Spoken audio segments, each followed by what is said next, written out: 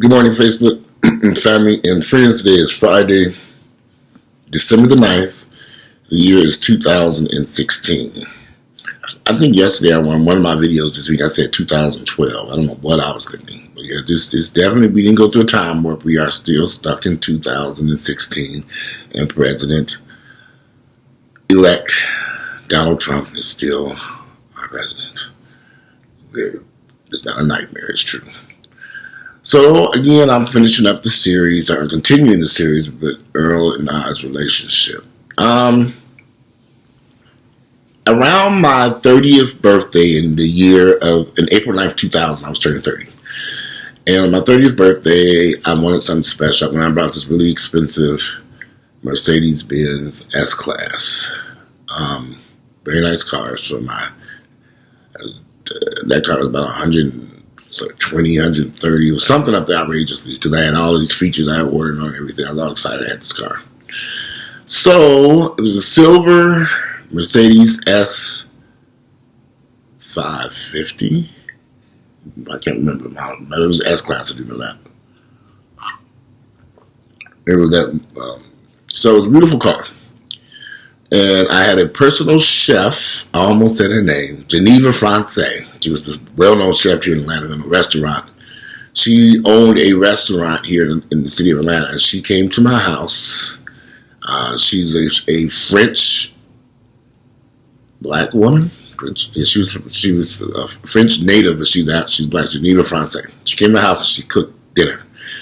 So we had all these people over here. She cooked dinner, and like stuff like, I remember something about some livers or something. The food was just exceptional. It was just this amazing food that we had. We sat there with all our friends just sitting around the pool in the living room. This is when we lived in the old Fourth Ward. We sat down there eating all this delicious food she had prepared. She had been there all day. It was all like French stuff. So it was like we never really tasted. We've had food like that before, but not like the way she prepared. It was just this amazing. So it was an amazing time for us. I was turning 30. Earl and I were probably at our happiest in the relationship. We were still fighting on a regular basis, though. But I would say that was probably the most intense moment in our lives. By this time, we've been together about 4 years. So we're on the house on Rankin Street on top of the hill. But by now we have a new tenant in the back apartment, a young white girl who's paying her rent on time. She's loving living over there. She just moved to the area, to Atlanta. I don't know how we ended up with them white tenants because I would run a little ad in Creative Loafing and they would respond to it. But a lot of black people come over and look and say, oh no, I'm not paying this type of rent to live in this area. And white folks come up and say, it's beautiful. Can I use the pool? And I'm like, you can use that pool. Tea. Drinking tea with lemon and honey. It's freezing cold here in Atlanta. So some tea, lemon, and honey to help me get this together. But Earl and I continue to renovate houses. We're doing a ton of houses at this point. So, I mean, we probably doing that one time, maybe 5, 6 houses, maybe more. I'm running from house to house to house to house, exhausted. You know, we're renovating, we're selling them. The houses are coming out nice done. These houses are raggedy as hell. The prices from the homes are getting more expensive. And we're looking around trying to figure out, the market has become very competitive because now everybody's renovating and building in the areas where we were working at. We were in East Atlanta, Kirkwood, Oakhurst, Eastlake. Those areas were rough back then. They were not pretty areas like they are today. It was very rough areas. Now, the areas are very beautiful. In fact, I live in Kirkwood now. And back then, that shit was it was changing. This is in, like I said, 2000.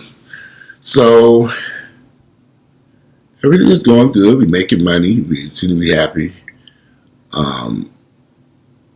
We're starting to travel a little bit more. We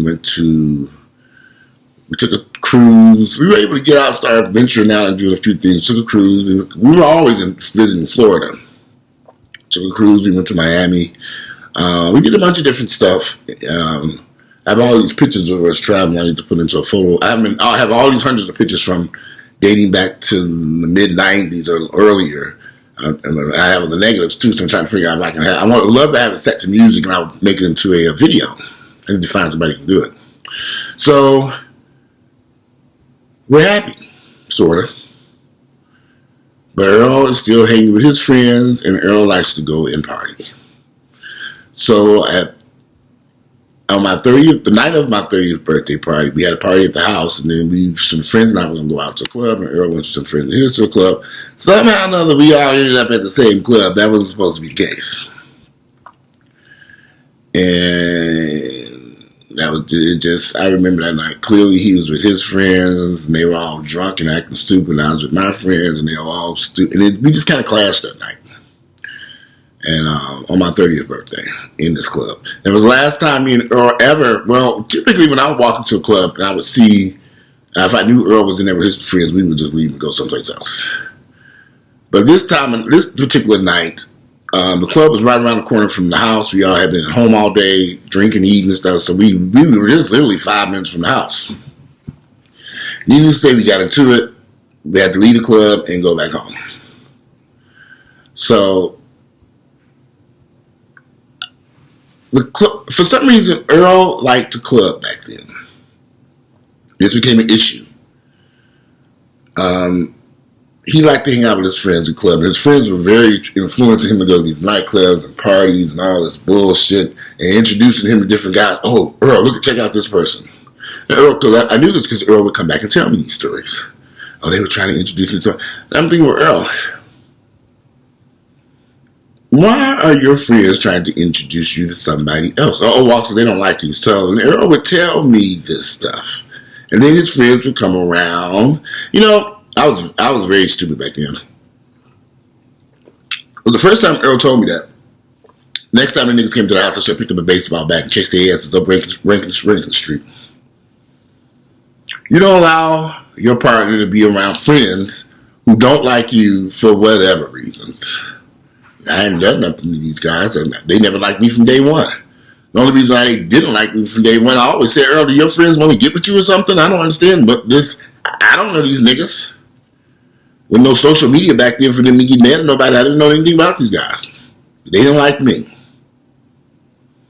So, this became, every weekend it's become a serious issue with him wanting to go out with his friends, he wanted to party, and then with them trashy, whorish homosexuals. And he'd come back and tell me the stories of what this person did this and this person did that. And I had to sit there and say, why are you with this trash? Those are my friends. Yeah, but they some trashy ass homosexuals. My friends ain't doing this bullshit. You run around people doing all kinds of shit. Like he's come back telling me these stories about what these guys are up to. Now, these were co-workers of his, college educated teachers and all this stuff. But the stuff they were doing. So eventually, over time, Earl had to distance himself from these guys because they didn't get better; they got worse. And Earl began to wake up and realize he couldn't be in the company of these individuals. One of the individuals was forced to retire from the school system because he was touching on the little boys.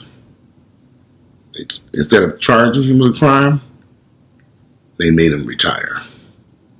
He could have been charged with a crime and went to prison. So, some of these guys here in Atlanta, their minds are so warped. So you have all these people, like I said, looking at Earl and I living in his house. Beautiful, a nice newly constructed house. It was a beautiful house. Had an electric gate, a swimming pool. On the outside looking in, you know, they're like, oh, I didn't pay very much for the house. I bought it for about $300,000 in the old Fourth Ward. I mean, if I went into Midtown at that time, I'd have had to pay twice that amount for a house like that. So me coming into the old Fourth Ward was cheap. The old Fourth Ward ain't cheap no more. I just saw a house over there for $900,000, smaller than the house I had over there. They didn't keep that expensive mess. I don't think I paid almost $1 million for some houses that I've seen here in certain gentrifying areas. Too expensive. I can keep that mess. So anyway, Earl and I were still living together in the house. We were moving on up. And then we decided we had enough of the old Fourth Ward. We've been living in the old Fourth Ward now going on in 2001, about 5 years. No, we bought the house in 98. The area was still filthy, still gunfire, still bums everywhere. All day long, we were stuck in depressing neighborhoods. So when you're working and renovating housing in depressing neighborhoods, and then you come home to your home in another depressing neighborhood, life can be pretty depressing. So we decided we were going to sell that house and move to Buckhead. We found a house up there in Buckhead that we kind of liked. It's a big house sitting on an acre. There was room for a pool. There was this massive, it was a huge house. It was a renovation. It was a 100-year-old farmhouse that had been renovated. But it sat on an acre and it wasn't too far from Lenox Mall. But it needed work. It needed every goddamn thing. It needed landscaping play. It needed everything. But we fell in love with the location in the house and we thought, the privacy. Look at this yard. We can do some amazing things with this house. So in 2000, we started looking at a house in around 2000. But in 2001, the economy tanked. And the internet crashed. It was an internet .com crash. And a lot of internet companies went out of business. Pets.com, Webplan, all these places went under. And what it did to the high-end housing market here, the market collapsed. So that house we looked at, they wanted $1 million for that house originally. I ended up getting that house for $680,000, which wasn't bad, considering that it was basically new construction close to Lenox Mall in the Buckhead area. So I had to do some work to the house. We had to landscape the yard, put a pool in. It took some work. It took a lot of money in that old raggedy house. Because the basement of the house was raggedy. It was an older home. They kept the original foundation. They shouldn't have done that. So we had to do all this work. But in the end, the house came out beautiful. It was probably one of the nicest houses we ever owned. And we lived in that house for 10 years. So things improved a little bit. Now we're in a bigger house, more room for our cars, more room for people, more room to party.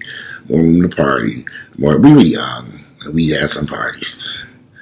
We had cookouts, family meals, Thanksgiving, Christmas, New Year's, you name it, we had it. We had the room for it. It was like, come on over, y'all. We'd have all these people over there cooking all this food, and it was a fun time. I must say that we had a lot of fun on West Roxborough Road because the house was just designed for partying. It was this big house, and just me and him and 2 dogs, and it was a 5-bedroom house where we would have guests come and stay in the extra bedrooms. And the master bedroom was like 1,000 square feet. It was huge. So things went, we moved along, but Earl is still partying. Still at the clubs, still hanging with his friends, still going at nighttime, still showing up at 2, 3, 4, 5, 6 o'clock in the morning. And I didn't like this. And it kind of angered me. So this kept going on and on and on. Earl was being out late at night with his friends during the weekends. And I was young. So sometime around, we moved into the house in 2001. We had to renovate it for a couple of months, so we didn't really get in there until the fall of 2001. But by the spring of sometime in 2002, fall of 2002, Earl had been partying, drinking, and hanging out with his friends so much I got upset. And one morning he came in at 9 o'clock in the morning. One morning I said, okay, nigga, you gotta go. He came stumbling in at 8, 9 o'clock in the morning, got in bed. And I said, okay, this is kind of crazy. So I said, I gave him many more mornings to get home at a acceptable time, so I wouldn't be laying in bed worrying about what was going on. And you didn't walk in, you didn't literally just, the birds are up, it's 9 o'clock, 8 o'clock in the morning. And you just getting home. Where were you at and what the hell were you doing? It don't matter. I called Buckhead Movers that day. I called Buckhead Movers and said, because we had some houses that we were working on, and we had actually built some new construction up the Georgia 400 in the Sandy Springs area. We had about 4 or 5 houses that were empty. So I called Buckhead Movers, and I said, you're going to go live in one of those houses, because I'm tired of this. If you want to go out and party, then go party on up to 400. So I shipped him up to 400 into his house. It was the Buckhead movers came within the hour, maybe a little hour. I started packing their stuff up and putting it in the truck. And he had to move into one of those houses. In retrospect, I probably would not have done that today at 46. Earl walked in the door at 8, 9 o'clock in the morning. Whatever. I slept well last night and that way. But back then, I mean, seriously, if Earl walked in his door at 8 or 9 o'clock in the morning, I probably would be just shrugging off and keep on going. I just probably would. It's not that I don't care. It's just you get older, you say, oh, I got other issues to deal with. Than your that man. Did you have fun last night? Shit. 8, 9 o'clock in the goddamn morning. Back then, I was 32. I was pissed. Angry. We had this conversation over and over and over about being out late at night, partying and stuff. We got stuff to do with these houses and all this stuff. And I was tired. You get tired of going over this stuff. Tired of fussing and fighting, arguing about something about you want to be with your friends and partying. Them friends ain't worth the hill of motherfucking beans. That's just a little tangent real quick. I don't particularly care for gay guys here in Atlanta. All they like to do is get drunk, party, and get fucked. That's all these fags do here. They want to go to the club, get drunk, stare at boys, chase boys, suck dick, get fucked. It's all about sex and drinking and partying in this town. I don't care if they're a doctor, lawyer, educator. That's what these fags do here. Atlanta's partyville. And they party here in Atlanta. So I had a little crew that was running around all this partying shit. I couldn't stand it. So he got kicked out the house and had to live up to 400 for a little while. And that's when things really got rough between Earl and I. Because now he was in the house. I was on West Roxborough Road, this massive house by myself. He up there in Sandy Springs, big ass house by himself. And things got kind of crazy. So anyway, I'm going to say that for the next video. That was probably one of the low points of our lives when that incident happened. This wasn't something either one of us was proud about. But it happened. We'll go over it. Earl's now, so let's just leave it here for now. Earl had left the house. He has moved up to 400. I'm on West Roxborough Road. We're kind of separated. And we needed a little break. And we've been together all those years. From 1998, 96 to 96, 97, 98, 99, 2000, 2001, 2000. So this is about our 7th year. Am I correct? 96, 97? I count my fingers. 96, we were together. 97, 98, 99, 2000, 2001, 2002. 5, 6, 7 years. 7-year itch. Very interesting. So I'm not saying on the end of the next video. The 7-year itch almost destroyed our relationship, and it did. Like I said, in retrospect, I probably would not have put him out that house. I probably should have been more calm because I was the person who did that. Because Earl didn't want to leave. And I forced him out the house. I forced him out of our home, and I should not have done that. But we're going to talk about that in the next video, the 7-year itch, because I got to get dressed and out of here and finish this tea. I got to shave. I got all these damn people. I bought another television. Somebody's been hanging in my bedroom. Let me get ready for me to get over here. If you like my videos, click like, share them with family members and friends. I'm out of here. Today is Friday. It is the year of 2016. December 9th, 2016, not 2012. I don't know why I got that from the last video. Anyway, I'm out. Enjoy the Friday.